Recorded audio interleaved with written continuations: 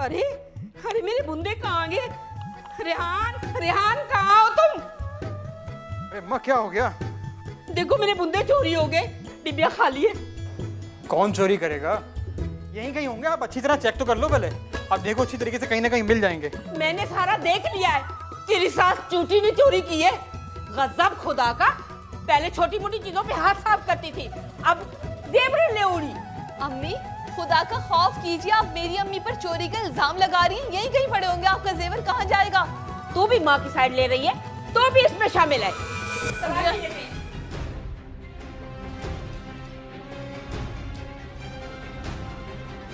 क्या जाहिर करना चाहती हैं आप इन ऊंची हरकतों से?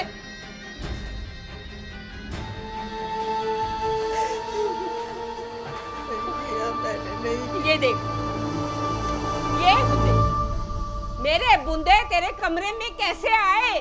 बता मुझे। या बहुत बड़ा बहुतान लगा रही है मुझ पे। ये बुंदे आपने खुद ला के रखे हैं मेरे कमरे में ताकि मुझ पे चोरी का झूठा इल्जाम लगाया जा सके। Shut up! मैं कुछ कह नहीं रहा हूँ तो इसका मतलब ये नहीं कि आप सर पर चढ़ जाएंगी। ये आपके कमरे से, आपके सामान से बरामद हुए हैं, उसके बावजूद आप झूठ बोल रही हैं। मेरी माँ के साथ बदतमीजी नहीं करना, मैं बता रही हूँ। रेहान, मैं बोल रही हूँ अभी और इसी वक्त इस बुढ़िया को निकालो मेरे घर से। आपका घर, ये घर आपका नहीं है। आपके खाविंद ने तरके में ये घर नहीं छोड़ा। इस घर का आधा किराया मैं भी देती हूँ, समझी आप? ये घर मेरे बेटे का है। फराह, अपनी माँ को लेकर इसी वक्त इस घर से दफा हो जाओ। रेहान, ये झूठ बोल रही है। मैं कह रहा हूँ अपनी शक्ल गुम करो, यहाँ से दफा हो जाओ, इससे पहले कि मैं पुलिस को बुला लूँ। ये एक चोरी की वारदात है। रेहान, इन दोनों को निकालो। इसको अभी तलाक दो।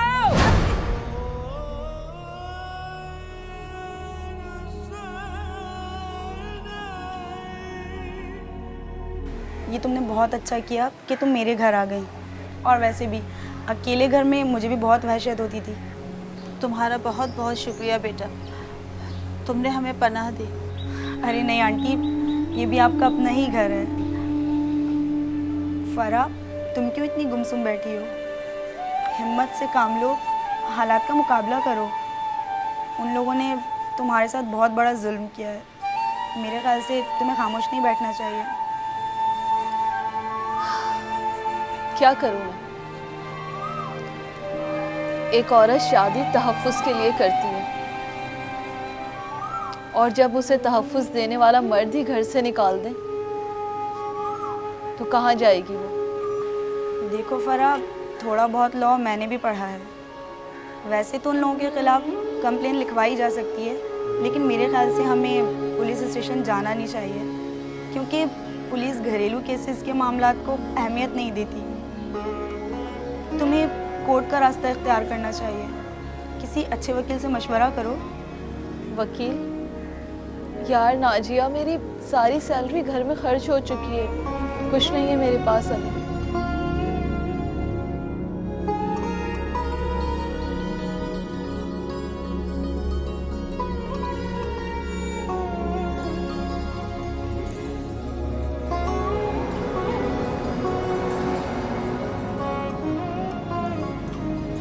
तो फरा, आप अभी कहाँ रह रही हैं? मैं अपनी दोस्त नाजिया के घर रह रही हूँ, लेकिन आप खुद बताइए, हम कब तक इस तरह से दोस्तों और रिश्तेदारों के घरों पे रहेंगे? नाजिया ने मुझे आपके बारे में बताया था। आप यकीन जानिए मेरे सामने उन्होंने हमें इतनी मोहलत ना दी कि हम अपने कपड़े और ज़रूरी सामान तक समेट सकें। अजीब किस्म के लोग हैं। कहाँ पर शादी कर ली आपने? कोई अरेंज मैरिज थी या आपके जान पहचान के लोग हैं ये? जी, पसंद की शादी थी। अम्मी पहले बहुत खिलाफ थी इस रिश्ते के, लेकिन फिर अम्मी ने मेरी वजह से कबूल कर लिया। मैं शादी से पहले भी जॉब करती थी, शादी के बाद भी जॉब करती रही, लेकिन निज़ामना मेरे शौहर ने अच्छा नहीं किया, धोखा दिया है मुझे और मेरी माँ को घर से निकाल दिया। मैं घर के किराए में और दूसरे अखराजात में 50% शेयर करती हूँ। मेंटेनेंस वगैरह मिलाकर तकरीबन 40,000 रुपए तक होगा, मगर साल भर का एडवांस देना होगा।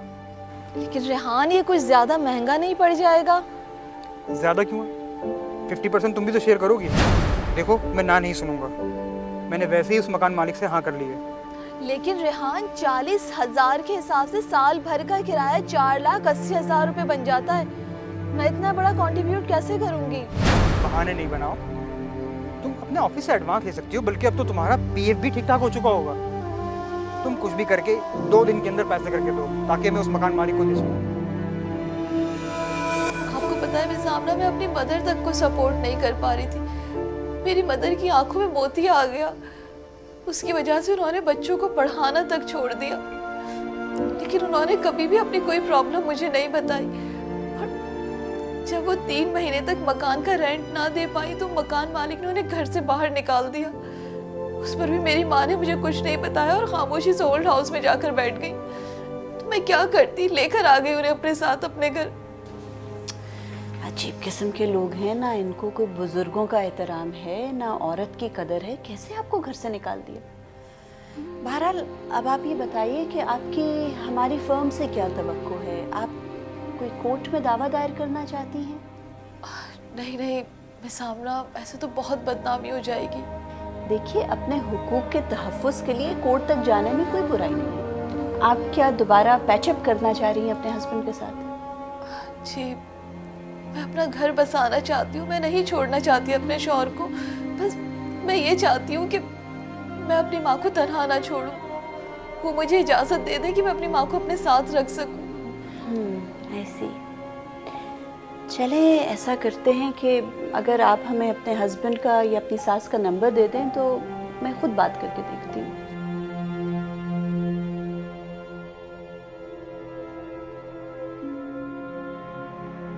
बेटा, आज पकोड़े बाजार से ले आना।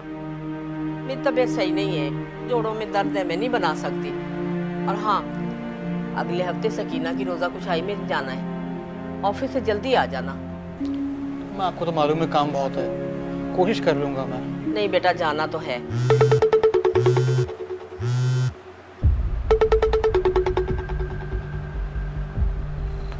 हेलो जी, अस्सलाम वालेकुम रेहान साहब। जी, आप कौन? मैं एडवोकेट आमना कबीर बात कर रही हूँ। आपकी बेगम फरा मेरे पास तशरीफ लाई थी। अच्छा, तो अब वो अदालत पहुंच गई हैं? नहीं, अदालत तक कोई बात नहीं पहुँची, ऐसा कोई मामला नहीं है। मेरे पास सिर्फ वो मशवरे के लिए आई थी। जाहिर सी बात है, बहुत परेशान हैं, बेघर हुई हुई हैं। उनकी बूढ़ी वालिदा उनके साथ हैं, कोई रहने को ठिकाना नहीं है। तो पूछ रही थी कि क्या किया जाए। मैंने कहा मैं बात करके देख लेती हूँ, शायद मेरे बात करने से कुछ चीज़ें बेहतर हो जाएं। देखिए, हो सकता है फरा साहिबा से भी कोई कोताही हुई हो, लेकिन आपने भी कुछ ज़्यादती तो की है मेरा ख्याल में। ऐसे तो नहीं कोई अपनी बीवी को घर से निकाल देता। और आपकी सास भी आपकी वालिदा की जगह है। सारे मोहल्ले में आपने उनका तमाशा बना दिया। कैसी सुलह सफाई? चोरों के साथ किसी किस्म का कोई कॉम्प्रोमाइज नहीं किया जाता खातून, चोरों को सजा दी जाती है। ये तो मेरी शराफत है कि मैंने कोई एफआईआर नहीं कटवाई उनके खिलाफ, वरना उन्होंने तो मेरी वालिदा के बुंदे चोरी किए हैं। 1 लाख रुपए अलमारी से लेकर भागी हैं वो। कौन से 1 लाख रुपए? और मोहतरमा, आइंदा मुझे फोन मत कीजिएगा। देखिए मेरी बात। हेलो, अजीब इंसान है। क्यों परेशान हो रहे हो? किस बला का फोन था? आमना कबीर का फोन था अम्मा। फोन ही काट दिया है तो बात सुनने को तैयार नहीं है, उल्टा दोनों माँ बेटी पर चोरी का इल्जाम लगा रहा है। मैडम, अगर एक मर्द ठान ले कि उसने अपनी बीवी के साथ नहीं रहना, तो फिर उस औरत के पास क्या ऑप्शन रह जाता है? दोनों माँ बेटियां कोर्ट कचहरी करेंगी। अब मैंने तुम्हें पहले ही बोला था, ये दोनों माँ बेटियां फ्रॉडी हैं, फ्रॉडी। नहीं, ऐसी भी कोई अंधेर नगरी नहीं है। ये लोगों की गलत फहमी है कि अगर मर्द तलाक पर अड़ा है और बीवी को घर से निकाल दे तो औरत के पास कोई ऑप्शन ही नहीं है। ऐसी औरत के पास बिल्कुल लीगल ऑप्शंस हैं।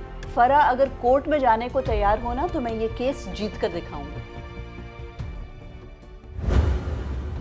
मुस्लिम फैमिली लॉ ऑर्डिनेंस 1961 के तहत अगर कोई शौहर बीवी के इखराजात मुनासिब तौर पर नहीं उठाता तो बीवी अपने नान नफके के लिए सालसी कौंसिल से रुजू कर सकती है। सालसी कौंसिल का चेयरमैन एक सर्टिफिकेट जारी करेगा जिसमें दर्ज एक मखसूस रकम शौहर को पाबंदी से हर माह अदा करना होगी।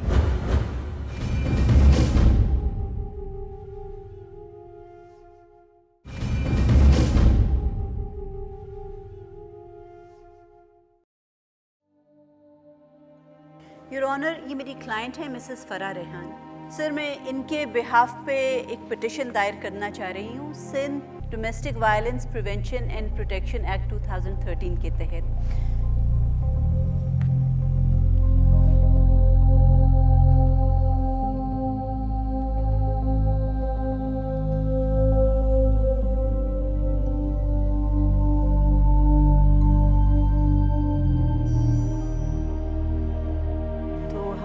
अदालत में आए हैं कि आप कोई सेटलमेंट करवा सकें, इस केस का कोई हल बता सकें। बहुत परेशान हैं। ऑल राइट, फरीकैन को समन्स इशू किए जाएं।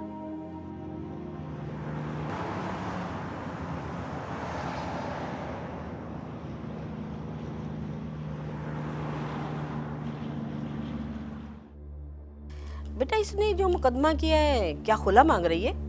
नहीं अम्मा, खुला तो नहीं मांग रही है, लेकिन घरेलू तशद्दुद समेत बेशुमार इल्जामात लगाए हम पर। अरे मैं तो कहती हूँ इसको तलाक देकर जान छुड़ा अम्मा बेटी से। ना तलाक दूंगा और ना ही कभी घर लेकर आऊंगा उसे। पड़े रहने तो जहाँ पड़ी है। वैसे भी अदालतों में केस 20-20 साल चलते हैं। यही चक्कर काटते काटते अदालतों के बूढ़ी हो जाएगी। हाँ, अदालत में इसके चिट्टे पट्टे खोलना बुढ़िया के। कब बख्त मारी, चोरनी, चिटोरी, फ्रिज में से फल निकालकर, सारा दूध निकालकर अपने कमरे में ले जाती थी। अरे इसने तो हमारा मोहल्ले में जीना हराम कर दिया था। इज्जत खाक में मिला दी थी। जहां भी जाती थी, जो हाथ में लगता था चोरी करके घर ले आती थी। अरे उस दिन हकीम साहब क्या गई है, कुछ हाथ में नहीं लगा तो धनिया तोड़ के ले आई। और फरा को देखो, अपनी चोर माँ पर आंच नहीं आने दे रही। जरा सी मैंने बात की तो लड़ने झगड़ने पर खड़ी हो गई। बेटा मेरी तो कोई इज्जत नहीं है, मैं क्या करूं?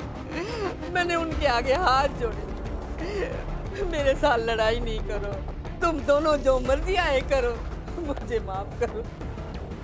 मेरा जीना हराम किया हुआ इन लोगों ने। अम्मा तुम बेफिक्र रहो, देखना अब मैं क्या करता हूँ। तुम बिल्कुल ठीक कह रही हो।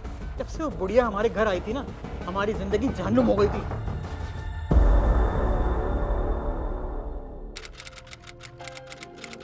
योर ऑनर, एक औरत इसलिए शादी करती है ताकि उसका शौहर उसे मुआशरे में तहफ़्फ़ुज़ फराहम कर सके।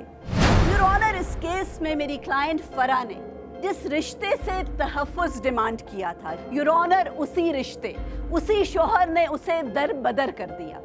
उसको अपने घर से धक्के मार के निकाला और पूरे मोहल्ले में उसकी तजलील की गई। योर ऑनर, अगर इस मुआशरे में मर्द की सुप्रीमेसी का स्टैंडर्ड ये है कि अगर वो अपने घर का खर्च चलाता है तो अपनी मर्जी भी चला सकता है, अपनी मनमानी भी कर सकता है, ना इंसाफी की हद तक ज्यादती भी कर सकता है, तो योर ऑनर इस केस में तो ये स्टैंडर्ड अप्लाई ही नहीं होता। क्योंकि इस केस में मेरी क्लाइंट फरा अपने शौहर के घर के फाइनेंशियल एक्सपेंसेस शेयर करती थी और योर ऑनर उसी घर से मेरी क्लाइंट को धक्के मारकर निकाल दिया गया सिर्फ इस बुनियाद पर क्योंकि वो अपनी वालिदा को भी उस घर में रखना चाहती थी, क्योंकि उस बूढ़ी माँ के पास फरा के अलावा कोई दूसरा सहारा भी नहीं था। योर ऑनर, इस केस में हमारे माशरे के डबल स्टैंडर्ड्स का अक्स नजर आता है। एक मर्द को तो ये राइट है कि वो अपने बूढ़े वालिदैन की खिदमत करे, लेकिन यही राइट एक औरत से छीन लिया जाता है। उससे ये एक्सपेक्ट किया जाता है कि वो अपने सास और ससुर की तो खिदमत करे, लेकिन उसके अपने बूढ़े बीमार वालिदैन दर बदर की ठोकरें खाएं। योर ऑनर, मेरी क्लाइंट को सोशली और इमोशनली ब्लैकमेल किया जा रहा है सिर्फ इस वजह से कि वो एक औरत है। योर ऑनर, कौन से कानून में ये बंदिश लगाई गई है कि एक औरत अपने वालिदैन की खिदमत नहीं कर सकती? योर ऑनर, मेरी क्लाइंट इस अदालत से इंसाफ की तलबगार है। Thank you sir. जनाबे वाला, आमना साहिबा ने हुकूक से मुताल्लिक जो भी बातें की हैं वजह है, उससे किसी को भी इनकार नहीं है और औरत के हुकूक के बारे में मजीद कवानीन वज़ा किए जा रहे हैं। लेकिन मैं यहाँ पर आमना साहिबा से ये कहूँगा कि लफाजियत के अंबार को एक तरफ रख के पेश नज़र मुकदमे के हकायक पर आ जाए। और हकायक ये है कि मेरे क्लाइंट ने फरा साहिबा के कोई हुकूक सल्ब नहीं किए। मसाइल तो उस वक्त पैदा हुए, परेशानियां तो उस वक्त आई, तूफान ने तो उस वक्त इस घर का रुख किया जब फरा साहिबा की मां इस घर में तशरीफ लेकर आई। जनाबे वाला, सच ये भी है कि फरा साहिबा की मां चाहती ही नहीं थी कि बेटी की शादी हो जाए। वो एक खास मिशन के तहत इस घर में आई और ऐसा माहौल क्रिएट करने की कोशिश की जिससे उनकी बेटी ज्वाइंट फैमिली को छोड़कर अलग घर में चली जाए। फसाद की जड़ें जनाबे वाला, फसाद की जड़, जिन्होंने इस घर में झगड़े पैदा किए, नफरतें पैदा की, साजिशें पैदा की और घर से निकाले जाने की नौबत तो उस वक्त आई जनाबे वाला कि जब आमना साहिबा की क्लाइंट की मां के सामान से रेहान साहब की मां के बुत्ते बरामद। और यही नहीं जनाबे वाला, जाते जाते रेहान साहब की अलमारी से 1 लाख रुपए भी चोरी कर लिए जो रेहान साहब की कमेटी के थे। ये मेरे क्लाइंट की शराफत है जनाबे वाला कि उन्होंने कोई FIR नहीं कटवाई चोरी होने के बावजूद। जनाबे वाला ये हैं खानदानी लोग जो FIR नहीं कटवाते हैं बल्कि माफ कर देते हैं। और ये हैं वो लोग जो बेटी के घर को तबाह करने के लिए, अपने मफाद के लिए, घर का माहौल खराब करने के लिए उन्हें अदालत में ले आते हैं। योर ऑनर, वकील साहब के क्लाइंट्स ने FIR इसलिए नहीं कटवाई क्योंकि इनका इल्जाम ही झूठा था।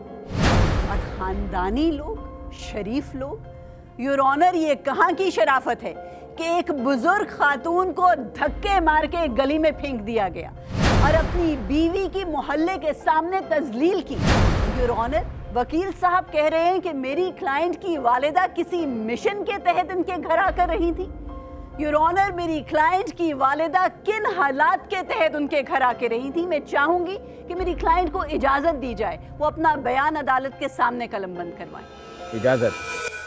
जज साहब, मेरी माँ के मुझ पर बेशुमार एहसानात हैं। मेरे वालिद के इंतकाल के बाद मेरी अम्मी ने ट्यूशन्स पढ़ा कर मेरी परवरिश की है, मुझे तालीम दिलवाई, मेरी शादी की। लेकिन मेरी शादी के बाद उन्होंने कभी मुझे इस बात का एहसास तक नहीं होने दिया कि वो किन हालात से गुजर रही हैं। और एक रोज जब मैं उनसे मिलने गई तो अम्मी दरवाजा खोले। जी, किससे मिलना है आपको? आप कौन है? मैंने ये घर किराए पे लिया है। यहाँ मेरी अम्मी रहती हैं। वो ट्यूशन वाली आंटी? जी। वो तो ओल्ड होम चली गई है यहाँ से। बलोचिस्तान असेंबली ने 2014 में घरेलू तशद्दुद की रोकथाम और तहफ़्फ़ुज़ का बिल पास किया था। इससे कबल 2013 में सिंध असेंबली भी इसी नौइयत की कानून साजी कर चुकी है, जबकि पंजाब असेंबली ने हाल ही में तहफ़्फ़ुज़ निस्वां का बिल मंजूर किया है।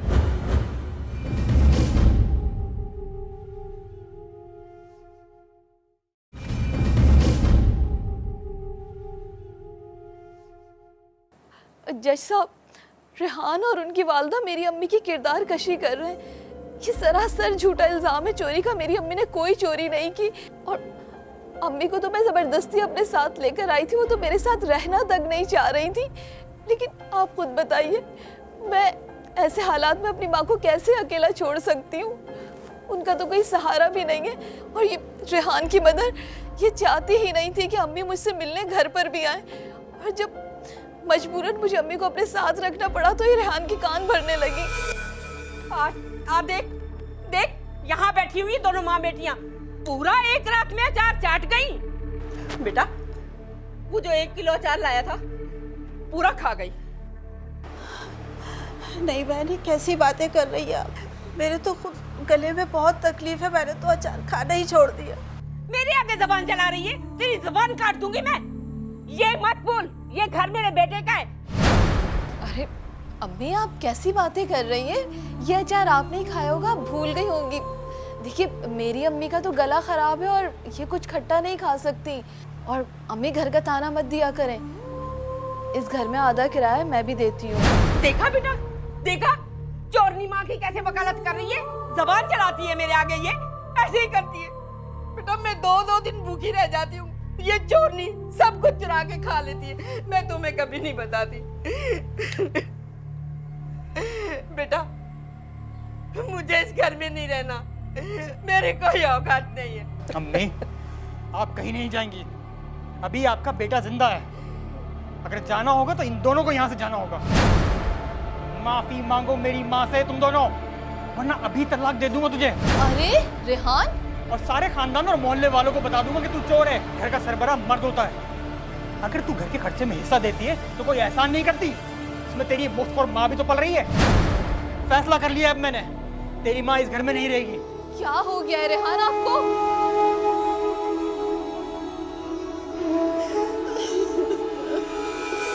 जज साहब, रेहान की माँ ने मेरी माँ पे झूठा इल्जाम लगाया है कि उन्होंने चोरी की है। मेरी माँ ने कोई चोरी नहीं की। मेरी मदर ने बच्चों की तरबियत की, उन्हें अच्छा शहरी बनाया, वो कैसे चोरी कर सकती हैं? ये सरासर झूठ है जज साहब। मेरी माँ की इज्जत को, उनकी साख को मजरू किया गया है। सब ठीक हो जाएगा, आप तशरीफ रखिए।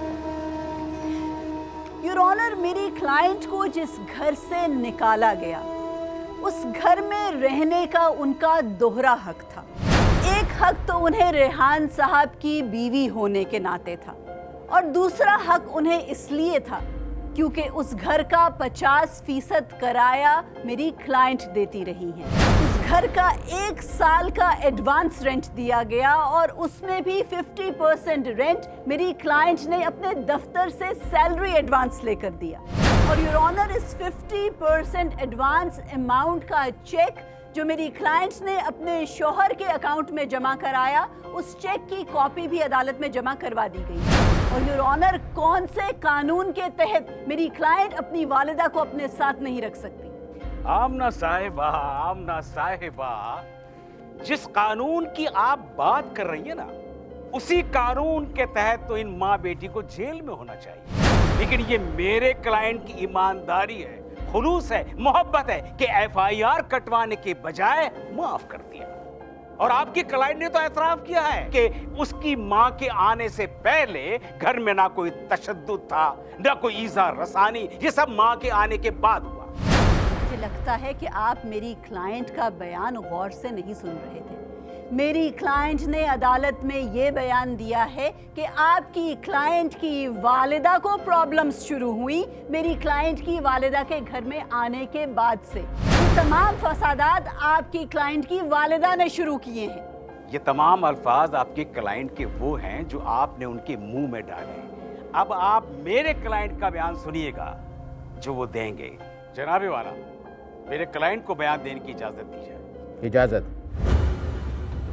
Sindh domestic violence prevention and protection bill 2013 के तहत अगर कोई शख्स किसी पर, खास तौर पर औरतों पर घरेलू तशद्दुद का मुर्तकिब होता है तो उसे इस कानून के तहत 1 साल कैद और 20,000 रुपए जुर्माने की सजा हो सकती है।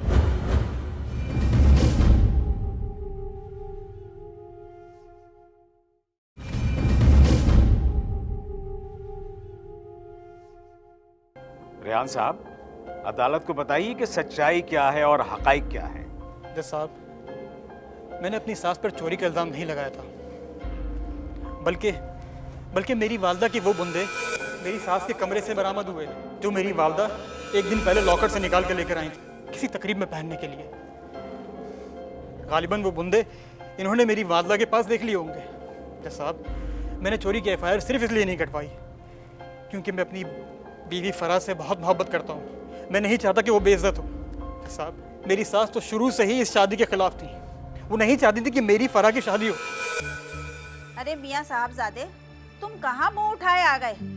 और तुमने तो सिर्फ BA पास किया है, मेरी बेटी ने तो MSc किया है। MSc समझते भी हो? MSc की है, बात करने दे। MSc की अहमियत क्या होती है? अरे मैं तो अपनी बेटी के लिए ऐसा लड़का ढूंढूंगी, कम से कम उसने PhD तो किया होगा। अरे 2.5 लाख तनख्वाह तो होगी उसकी। तुम्हारे पास है क्या? आ गए मुंह उठाए। और वैसे भी मेरी बेटी का भी हम पल्ला जोड़ भी नहीं मिला है। कम से कम 4-5 साल बाद शादी करूंगी इसकी, इतनी जल्दी नहीं है मुझे। फराह, अम्मा क्या हो गया है? मैंने सारी बात बताई तो थी आपको। क्यों रखना डाल रही हैं आप बिला वजह? और वैसे भी रेहान प्राइवेट यूनिवर्सिटी से MBA कर तो रहे, मैं भी प्राइवेट जॉब करती हूँ, हमारा मिलजुल कर अच्छा गुजारा हो जाएगा। आहा भाई, क्या रिश्ता ढूंढ के लाई है मेरी बेटी, शाबाश। ऐसे रिश्ता लाना था तुझे, मुझे उम्मीद थी तू यही करेगी। अरे तेरी कमाई खाएगा ये, शर्म कर। ऐसी बात नहीं है आंटी।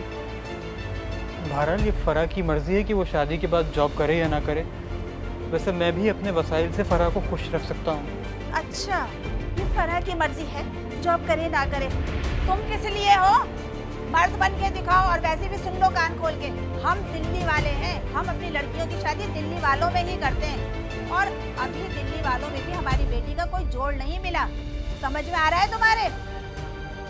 जब इसका कोई अच्छा रिश्ता आएगा ना और हमारी समझ में आएगा तो हम कर देंगे।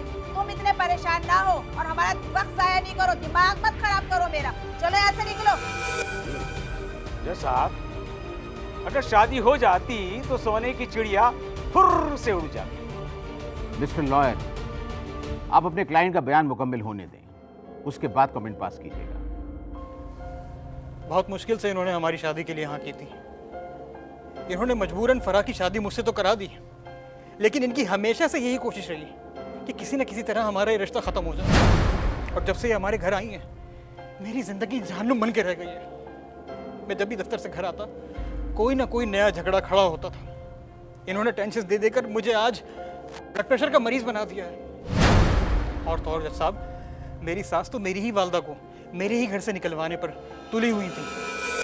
फरा, बेटा तुम रेहान को समझाती क्यों नहीं हो कि वो अपनी माँ को उसके बड़े भाई के घर भेज दे?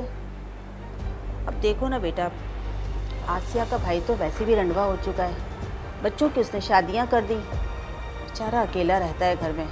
अगर दोनों बहन भाई एक साथ रह लेंगे तो क्या फ़र्क पड़ता है? हाँ, कह तो ठीक रही हैं।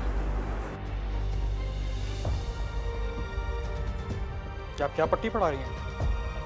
हाँ, चाहती क्या हैं आप? आप मेरी ही वालदा को मेरे ही घर से निकालना चाहती हैं? नहीं नहीं बेटा, ऐसी कोई बात नहीं है। मैं तो आसिया के भाई की हमदर्दी में कह रही थी। बस कर दें आप। रेहान, अम्मी के कहने का ये मतलब नहीं था, तुम गलत समझ रहे हो। तुम चुप करो, मैं खूब समझता हूँ। हर वक्त इनकी बेजा हिमायत मत किया करो। और आप मेरी ही माँ को मेरे ही घर से निकाल कर इस घर पर हुक्मरानी करना चाहती हैं। आप जिस दिन से आप इस घर में आई हैं, फसाद बर्पा कर रख दिया आपने। बिस की गांठ हैं आप। अरे बिस की गांठ होगी तुम्हारी माँ। जितनी इज्जत करो उतने ही सर पे चढ़ा जा रहा है ये तो। मैं अपनी बीवी फराह की बहुत इज्जत करता हूँ, बहुत एहतराम करता हूँ। मैं तो उसे छोड़ने का तस्वुर भी नहीं कर सकता। तुमने देख लिया ना कि तुम्हारी वालदा के घर आने पर क्या हुआ। मैंने तुमसे मना किया था कि अपनी वालदा को घर पे मत लेकर आओ। देखा, उन्होंने हमारी जिंदगी में जहर घोल दिया। ऑर्डर ऑर्डर, आप सिर्फ अदालत से मुखातिब हो। माजरत चाहता हूँ जज साहब। दरअसल मैंने अपनी बीवी को पहले भी समझाया था कि अपनी वालदा को हमारे घर नहीं लेकर आए, मगर उसने मेरी बात नहीं मानी, क्योंकि अगर वो हमारे घर आएंगी तो फसाद फैला देंगी। और वही हुआ। बहुत शुक्रिया आपका, तशरीफ रखिए। जनाबे वाला, इन सब हालात के बावजूद मेरे क्लाइंट इस बात पर राजी हैं कि ये घर फराह साहिबा का है, वो जब चाहे घर में आ सकती है। लेकिन जहां तक फराह साहिबा की मां का ताल्लुक है तो ये मेरे क्लाइंट की जिम्मेदारी नहीं है। फराह साहिबा खुद जॉब करती हैं, अच्छी खासी जॉब है, अच्छी खासी कमाती हैं और मेरे क्लाइंट को इनकी जॉब पर कोई एतराज भी नहीं है, आजादी दे रखी है। तो फराह साहिबा अपनी माँ को अलग मकान दे सकती है किराए का, ताकि घर का माहौल खराब ना हो। और जनाबे वाला, मोहल्ले के लोग गवाह हैं इस बात के कि उनकी माँ के आने से पहले इस घर का माहौल क्या था और अब क्या है। वकील साहब, कुछ जिम्मेदारियां इखलाकी भी होती हैं।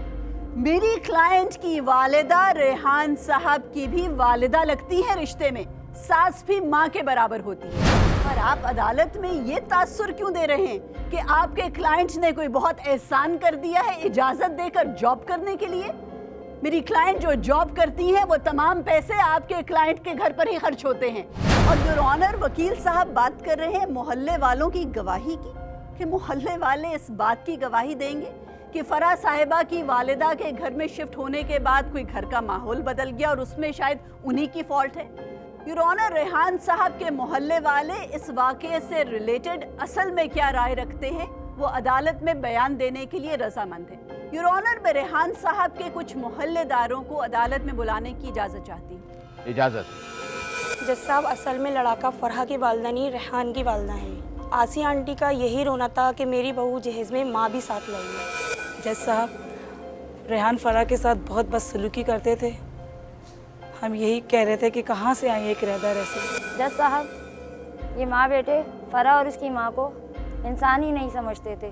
हर वक्त इनके साथ बस सलूक ही करते थे। इन लोगों में तो बिल्कुल भी इंसानियत नहीं थी। और जब इन लोगों ने भाभी और उनकी माँ को घर से निकाला तो चोरी का इल्ज़ाम भी झूठा ही लगाया था इन पे। जैसे अब रेहान साहब और फराह भाभी तो ऑफिस में होते थे और रेहान साहब की वालदा इनकी मोहल्ले में किसी से नहीं बनती थी, हर किसी से लड़ती थी ये। बहुत शुक्रिया, आप तशरीफ रख सकते हैं। योर ऑनर, मेरे गवाहों के बयानात के बाद ये बात साबित होती है कि मेरी क्लाइंट डोमेस्टिक वायलेंस का शिकार रही है और ये पिटिशन जो हमने Sindh domestic violence prevention and protection act 2013 के तहत दायर की थी, इस एक्ट के सेक्शन 5 के मुख्तलिफ क्लॉजेस की खिलाफ वर्जी हुई है। योर ऑनर, सेक्शन 5 के क्लॉज 1 के तहत मेरी क्लाइंट को नफ्सियाती तशद्दुद का निशाना बनाया। तेरी माँ इस घर में नहीं रहेगी। क्लॉज F2 के तहत इनकी तौहीन की गई। तो यहाँ से दफा हो जाओ। क्लॉज F4 के तहत इन्हें तलाक की धमकी दी। अभी तलाक दे दूंगा तुझे। क्लॉज F8 के तहत इन पर झूठा इल्जाम लगाया गया। सारे खानदान और मोहल्ले वालों को बता दूंगा कि तू चोर है। क्लॉज O के तहत इनका मुआशी इस्तेहसाल किया गया। तुम कुछ भी करके 2 दिन के अंदर पैसे करके दो। और clause G Pakistan penal code के सेक्शन 509 की तशरीह के मुताबिक इनको हरासा किया गया। योर ऑनर, रेहान साहब इन तमाम शिकों की गिरफ्त में आते हैं। योर ऑनर, हमारी अदालत से गुजारिश है कि फराह साहिबा के साथ इंसाफ किया जाए। इस मुकदमे का फैसला सुनाने से पहले मैं फरीकैन को एक सुलह सफाई का मौका देना चाहता हूँ, लिहाजा कमरा अदालत खाली किया जाए।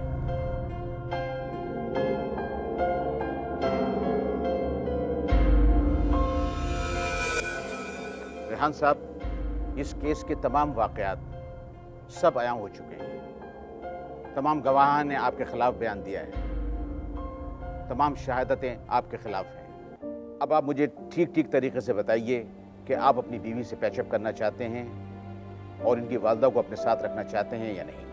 बसूरत दीगर मुझे आपके खिलाफ फैसला सुनाना पड़ेगा। बताइए आप क्या कहना चाहते हैं। जज साहब, मैं अपना घर नहीं तोड़ना चाहती, मैं रेहानी के साथ रहना चाहती हूँ। मैं सिर्फ यही चाहती हूँ कि ये मुझे परमिशन दे दें कि मैं अपनी मदर को अपने साथ रख सकूँ, और बस। जी रेहान साहब, आप अपने खुशदामन को अपने साथ रखना चाहते हैं या नहीं, या फिर अदालत फैसला सुना दे। साहब, मैं अपनी बीवी का बहुत एहतराम करता हूँ और इनकी खुशी की खातिर मैं इनकी वालदा अपनी सास को अपने साथ रखने को तैयार हूँ। कि अदालत उन्हें इस बात पर तंबीह कर दे कि वो हमारे घरेलू मामलात में दखल ना दें। जज साहब, मैं गारंटी लेती हूँ कि मेरी मदर कभी भी हमारे घरेलू मामलात में नहीं बोलेंगी। वो पहले भी नहीं बोलती थी, आगे भी कभी नहीं बोलेंगी। जज साहब, मैं चाहती हूँ कि अदालत भी इस बात की गारंटी ले कि इनकी मदर भी मेरी मदर को तंग नहीं करेंगी। जी, मैं भी इस बात की गारंटी देता हूँ कि मेरी वालदा किसी भी मामले में कोई दखल अंदाजी नहीं करेंगे। क्योंकि आप दोनों पैचअप करने पे आमादा हो गए हैं, लिहाजा अदालत हुक्म देती है कि इस केस को फौरन खत्म कर दिया जाए। अदालत बर्खास्त। कोर्ट नंबर 5 में अगर आप भी कोई केस पेश करना चाहते हैं तो हमें ईमेल करें court5@sama.tv।